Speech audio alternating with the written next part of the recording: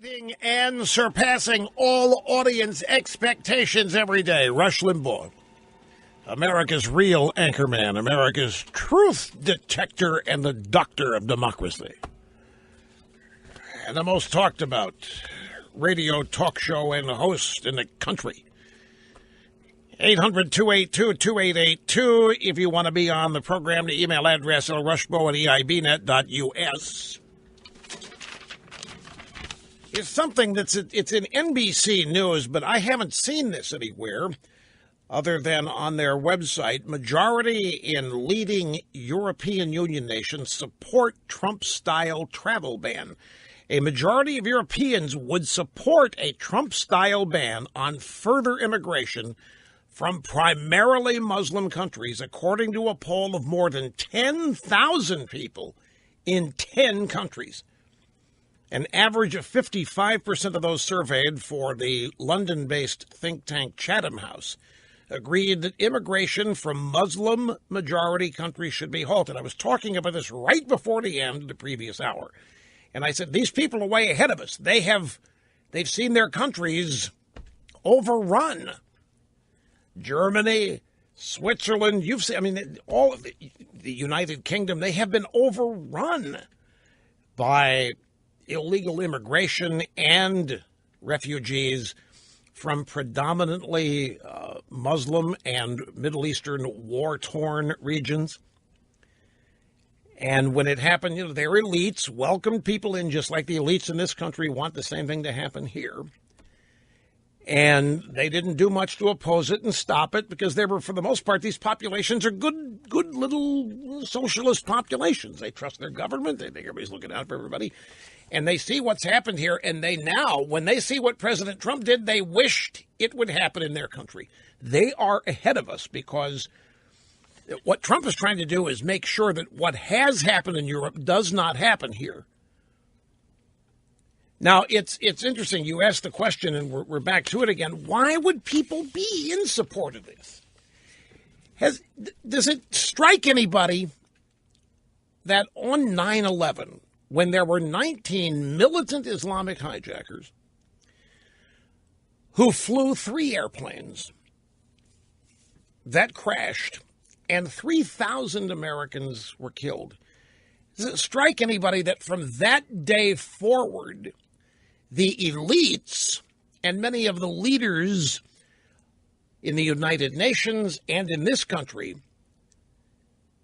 moved into high gear to defend Islam and Muslim countries and militant Islamic extremism, which to me is the exact opposite of what should have happened given human nature.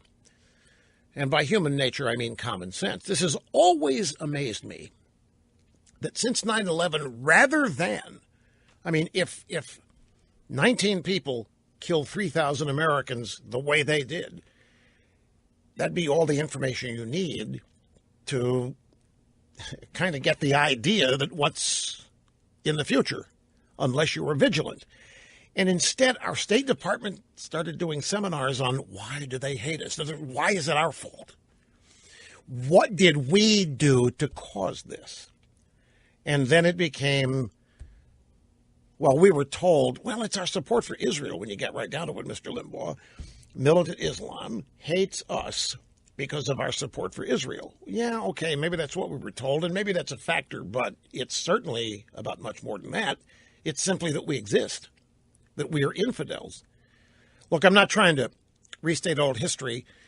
I've always been confused, just in the strict common sense. Why in the world have we gone out of our way to be welcoming to the people that did this? That's what I have never understood. And whenever anybody has suggested vigilance and preparedness against further attacks like this, those people have been called bigots and racists or anti-Muslim. And we've always been told to guard against Muslim backlash against Muslims. And it was almost immediate, the defense of Islam and militant Islamic extremism even reached a fevered pitch after that attack. And it's never made sense to me since.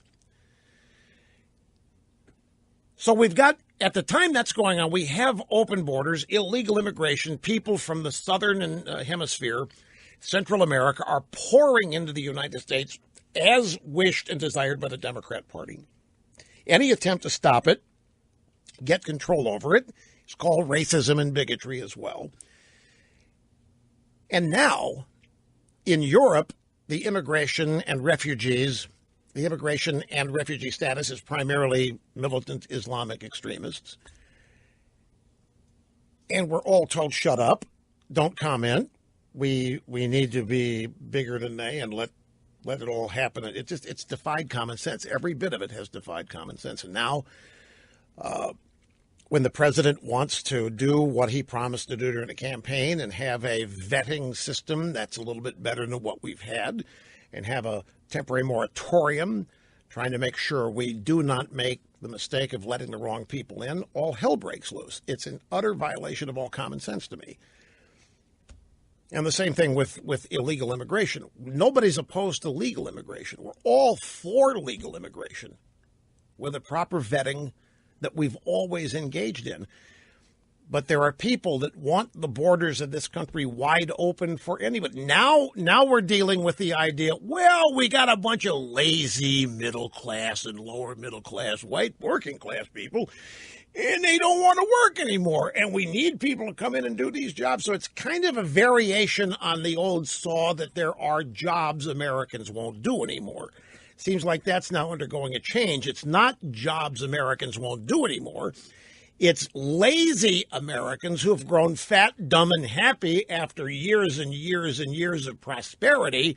And we need eager beavers who have not yet become wealthy to come into this country and do the work they won't do. And when you look at it from afar, or even nearby, when you look at it close up, it's clear what's happening.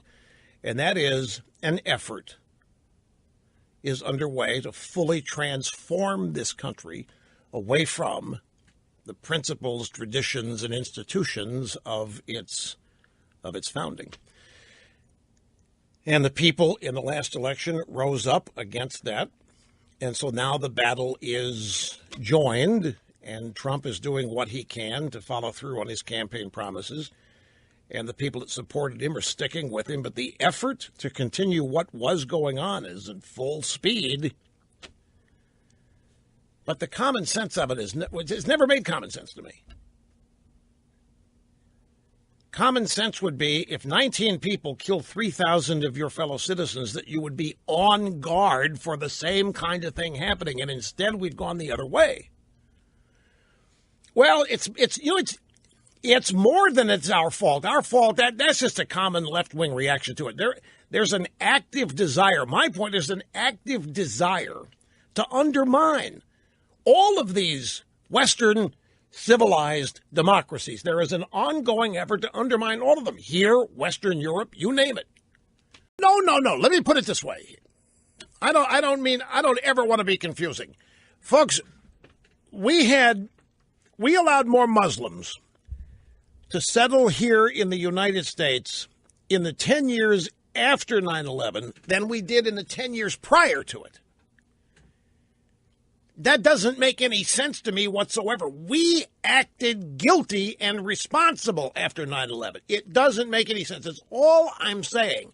We acted like we had done something wrong, or that we had to prove that we harbored no animosity. We were attacked. It just never made any sense to me, and it still doesn't. We don't need Saudi Arabia's oil today as much as we did because of fracking. So common sense-wise, it makes no sense. But there is a reason for it, and if you have information, if you know what's going on, that reason would make sense if you know the motivations of the people involved. But just on the surface, their common sense, why do we act like we were responsible? Why do we act like we had to do something to show our sorrow, It never made any sense to me. Still doesn't.